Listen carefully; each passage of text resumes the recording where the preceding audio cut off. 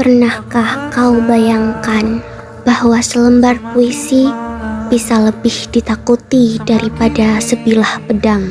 Bahwa sebuah novel bisa membuat penguasa resah?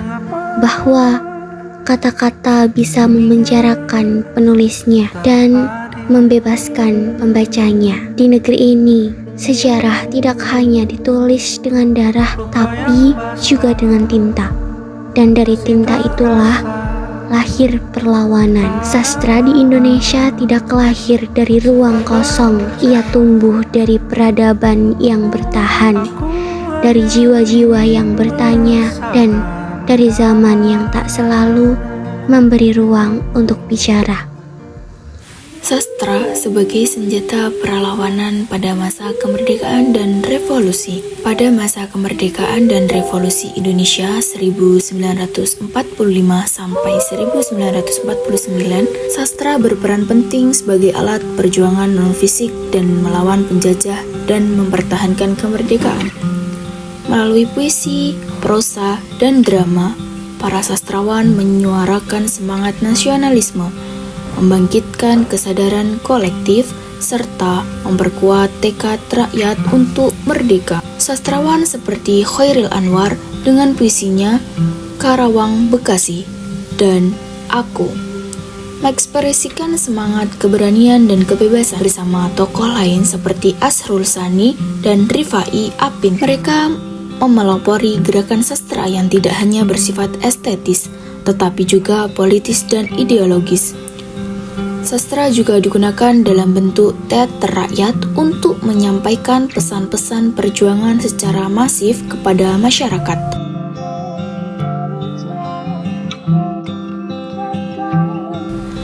Dalam situasi terbatasnya media komunikasi, karya sastra menjadi alat efektif untuk membentuk opini publik dan membangkitkan solidaritas nasional. Dengan demikian, sastra pada masa revolusi bukan hanya menjadi saksi sejarah, tetapi juga pelaku sejarah, sebuah senjata kultural yang berperan besar dalam membentuk identitas dan kesadaran bangsa Indonesia. Apa yang terjadi pada kesusastraan pada masa kolonialisme? Yang pertama, sastra menjadi alat perlawanan. Banyak karya sastra lahir sebagai bentuk perlawanan terhadap penjajah, baik secara langsung maupun simbolik. Tema-tema seperti penindasan, ketidakadilan, kemiskinan, dan nasionalisme sering muncul. Yang kedua, peralihan dari sastra lisan ke cetak. Dengan masuknya teknologi cetak dan pengaruh pendidikan barat, mulai muncul karya-karya berbahasa Melayu atau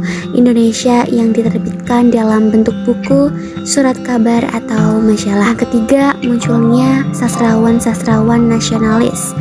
Tokoh-tokoh seperti Merari Siregar, Marah Rusli, Abdul Muiz, dan Chairil Anwar mulai menulis karya-karya sastra yang menggugah kesadaran bangsa dan menanamkan semangat kemerdekaan.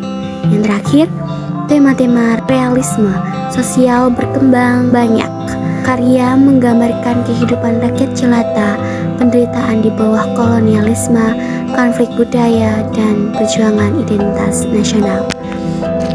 Sastra Indonesia telah mengalami berbagai bentuk pembungkaman, terutama pada masa Orde Lama dan Orde Baru.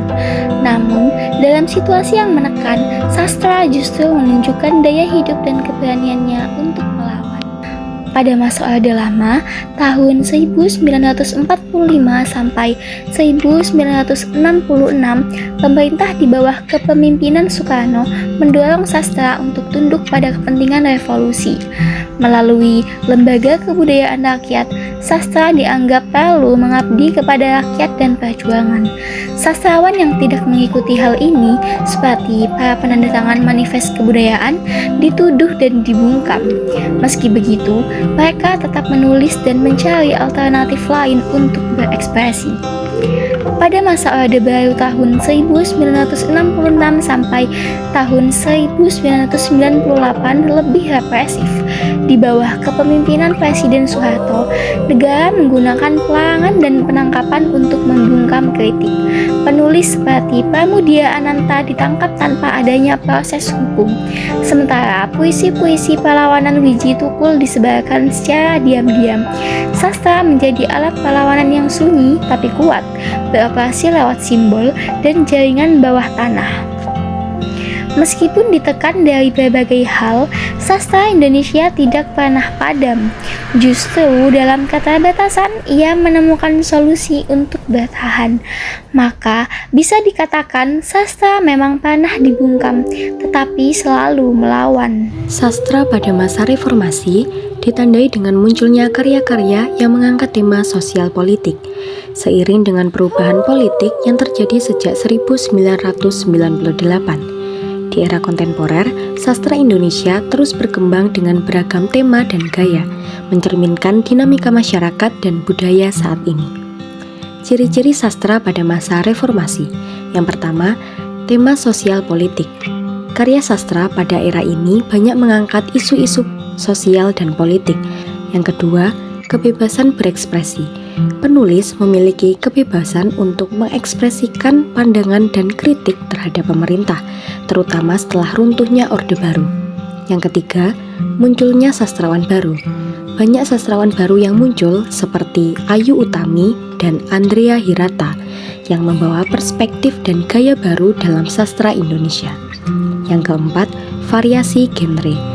Selain puisi dan novel, terdapat peningkatan dalam genre cerpen dan esai dengan banyak karya yang mudah dicerna oleh pembaca.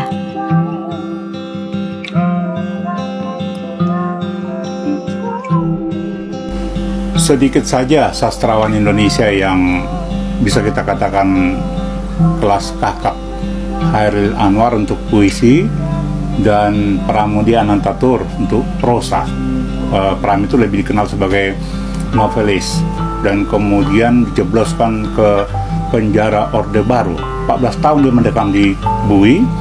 Dosanya menurut penguasa waktu itu karena dia bagian dari kekuatan kiri. Dia aktivis Lekra. Munculnya berbagai media cetak dan online yang menyediakan ruang bagi karya sastra seperti rubrik sastra di surat kabar dan majalah. Tokoh-tokoh penting dalam sastra reformasi. Yang pertama, Ayu Utami, dikenal melalui novel Saman yang memenangkan sayembara penulisan roman Dewan Kesenian Jakarta. Karya-karyanya sering mengangkat tema feminisme dan kritik sosial.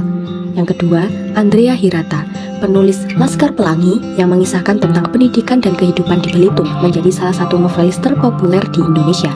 Yang ketiga, Ahmadun Yosi Hervanda, seorang penyair dan jurnalis yang banyak menulis puisi dan esai dengan tema sosial religius. Yang keempat, Asep Zamzam Nur, sastrawan yang dikenal dengan karya-karya puisi dan sajak yang mengangkat tema spiritual dan sosial. Perkembangan sastra kontemporer. Yang pertama, diversifikasi tema. Sastra kontemporer mencakup berbagai tema, termasuk gender, lingkungan, dan isu-isu global, mencerminkan kompleksitas masyarakat modern. Yang kedua, penggunaan teknologi. Munculnya cybersastra di mana penulis memanfaatkan platform digital untuk menyebarkan karya mereka, menjangkau audiens yang lebih luas. Yang ketiga, keterlibatan sastrawan wanita.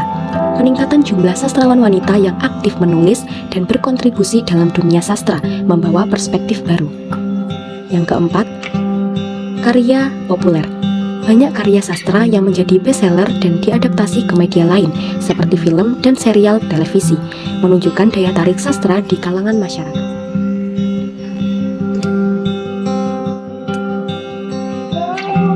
Sepanjang sejarah Indonesia, sastra tidak hanya menjadi karya seni tetapi juga alat perjuangan. Pada masa kolonialisme, ia menyuarakan perlawanan terhadap penindasan. Di era revolusi, ia membangun semangat nasionalisme. Saat reformasi bergulir, sastra kembali menjadi ruang kritik terhadap ketimpangan dan ketidakadilan. Kini, di era digital, sastra terus hidup menjadi wadah refleksi sosial, politik, dan budaya. Sastra Indonesia membuktikan bahwa kata-kata dapat menjadi senjata, bukan untuk melukai, tapi untuk menyadarkan, bukan untuk menghancurkan, tapi untuk membangun kesadaran kolektif akan keadilan dan kebebasan. Dengan demikianlah, sastra adalah bagian tak terpisahkan dari sejarah perlawanan bangsa yang terus relevan sepanjang zaman.